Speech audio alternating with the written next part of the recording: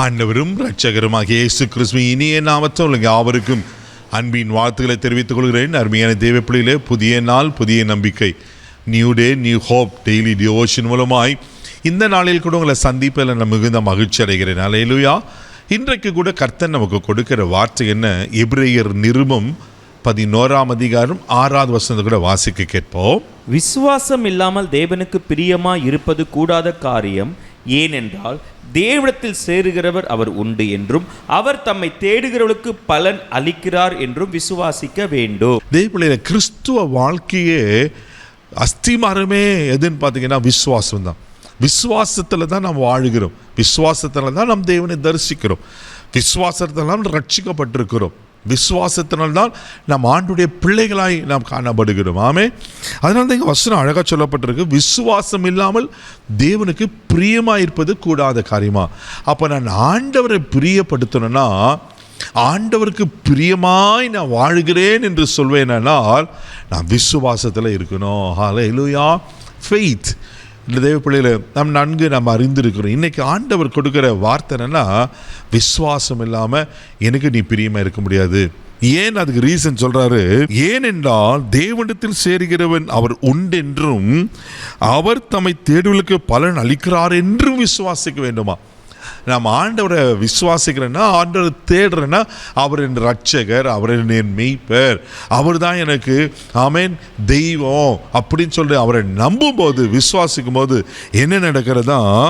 ஆமென், அவர் உண்டென்று, அவர் தான் உண்மையான தெய்வனை அறிந்திருக்கிறேன், அது மாத்திரம் இல்லாமல் தம்மை தேடுகளுக்கு பலன் அளிக்கிறார் என்று விசுவாசிக்க வேண்டுமா. தேவ பிள்ளையில் அப்போ நான் ஆண்டவரை விசுவாசிக்கும் போது ஒரு ஜீவனுள்ள தேவனை நான் ஆராதிக்கிறேன். அவர் எனக்குள்ளே இருக்கிறார், என்னோடு கூட இருக்கிறார். ஒன்று. ரெண்டாவது, நான் அவரை தேடுறதுனால அவர் எனக்கு பலன் அளிக்கிறார். அல்லேலூயா. எந்த பலன் உங்களுக்கு கிடைக்கலைங்க, எந்த பலனுக்காக அப்படின்னா என்ன தேவைக்காக, என்ன ஆசீர்வாதத்துக்காக நீங்கள் எதிர்பார்த்து காத்து கொண்டிருக்கிறீங்க, பயப்படாதீங்க. அவரை விசுவாசிங்க, அவரை நம்புங்க. ஆண்டவர் எனக்கு அற்புதம் செய்வார், ஆண்டவர் எனக்கு உதவி செய்வார், ஆண்டவர் என்னை ஆசீர்வதிப்பார், ஆண்டவர் எனக்கு ப்ரமோஷன் கொடுப்பார், ஆண்டவர் எனக்கு பிள்ளையை கொடுப்பார், ஆண்டவர் என்னை மேன்மையாக வைப்பார். என்னென்ன எதிர்பார்க்கிறீங்களோ ஆண்டவனை சுகப்படுத்துவார், நிச்சயமாக செய்வார். அல்லேலூயா. அதே எபிரேயர் 11ஆம் அதிகாரம் 1வது வசனத்தில் வாசிப்பீங்கன்னா விசுவாசம்னா என்ன ரொம்ப அழகாக சொல்லப்பட்டிருக்கு. வாசிக்க கேட்போம். விசுவாசமானது நம்பப்படுகிறவைகளின் உறுதியும் காணப்படாதவைகளின் நிச்சயமுமாய் இருக்கிறது. ஆமென். விசுவாசமானது நம்பப்படுகிற உறுதி, காணப்படாதவைகள் நிச்சயமாக இருக்கிறதா. தேவைப்படல, நம்ம கண்களுக்கு காணலை, இல்லை, தெரியல, ஆனால் நான் அதை நம்புகிறேன், ஆண்டவரை செய்வார். இப்போ எனக்கு நான் எதிர்பார்க்குற ஆசீர்வாதம் வரலை, என் கைக்குடி வரலை, ஆனால் நான் நம்புகிறேன், நான் விசுவாசிக்கிறேன், அது எனக்கு ஆண்டவர் செய்வார். நம்பப்படுகிற உறுதியும், நீங்கள் உறுதியாக ஆண்டவரை நம்பும்போது, விசுவாசிக்கும் போது ஆண்டவர் நிச்சயமாக உங்களுக்கு அற்புதங்கள் செய்ய உண்மையில் இருக்கிறார். அதுதான் ரோமர் 1:17 வாசிக்கிறோம், விசுவாசத்தினால் நீதிமான் பிழைப்பான் என்று. அப்போ நம்முடைய வாழ்வே, நம்முடைய பிழைப்பு எதில் இருக்குன்னா விசுவாசத்தை தான் இருக்கிறது அல்லவா.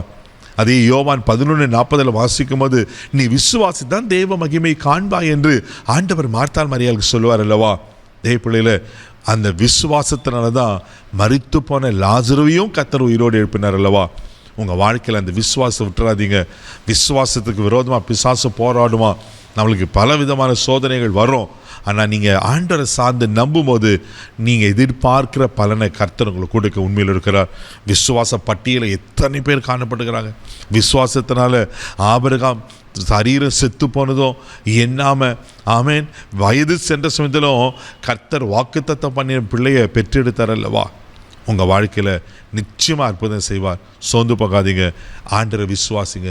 அது அவருக்கு பிரியமாக இருக்குது, அது அவர் விரும்புகிறார். தேவைப்படையில் அதுவே உங்களுக்கு ஆசீர்வாதமாய் மாறும். கண்களை மூடி நம்ம செபிக்கலாம். அன்பு தகப்பனே, மக நன்றி சொல்லி நம்ம துதிக்கிறோம், சொத்தனப்பா.